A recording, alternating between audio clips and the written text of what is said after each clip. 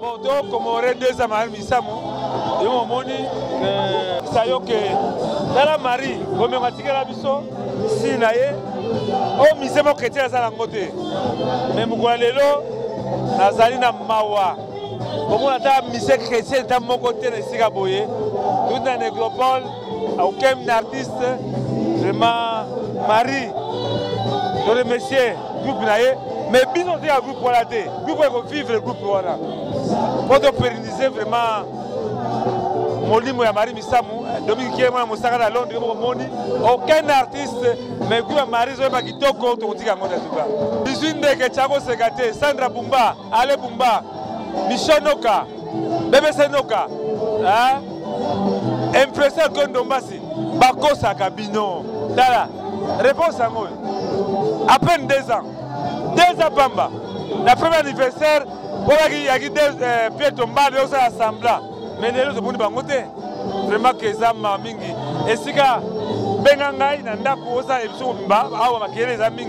on va parler loin et large, il faut bannir.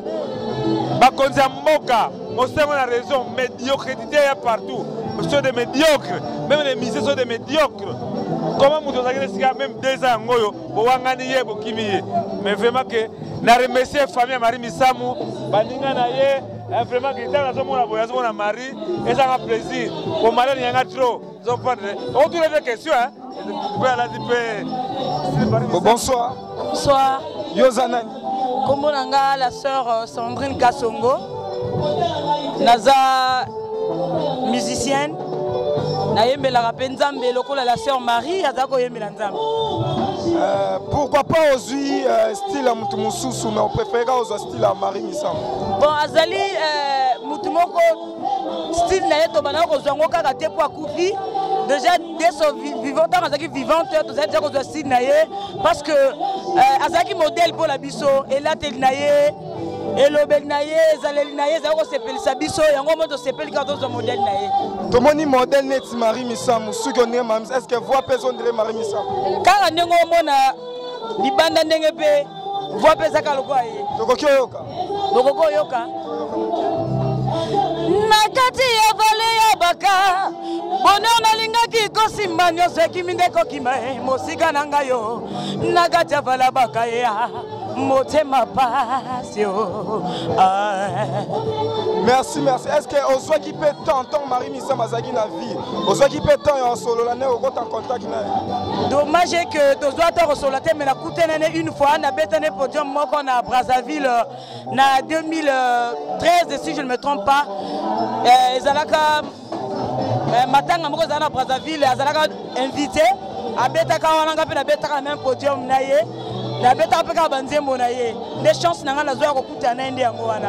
Mais la zone des chances au sol à beauté. Ok, merci beaucoup. De rien, c'est moi qui vous remercie. Nous sommes Marie Misamu, Zogopan, Sandra Bumba, Bizarani, dans la salle. Marie, tout d'ailleurs, même. Bonsoir. Bonsoir. Ozanani. Nga afana Marie Misamu. Vous afana Marie Misamu. Tout le monde est un modèle style. Est-ce que vous avez appelé Marie Misamu? Correctement. Ce qu'on a mis sur le ya Marie Fongol Misindo Moningai.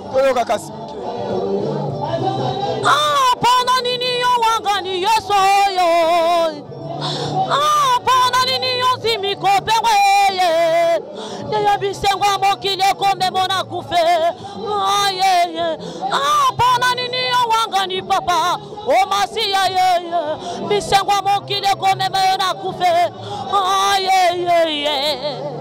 Musique nini oyoka ya Marie Misamu so oyoki musique ane frappé okangisi na Marie Misamu.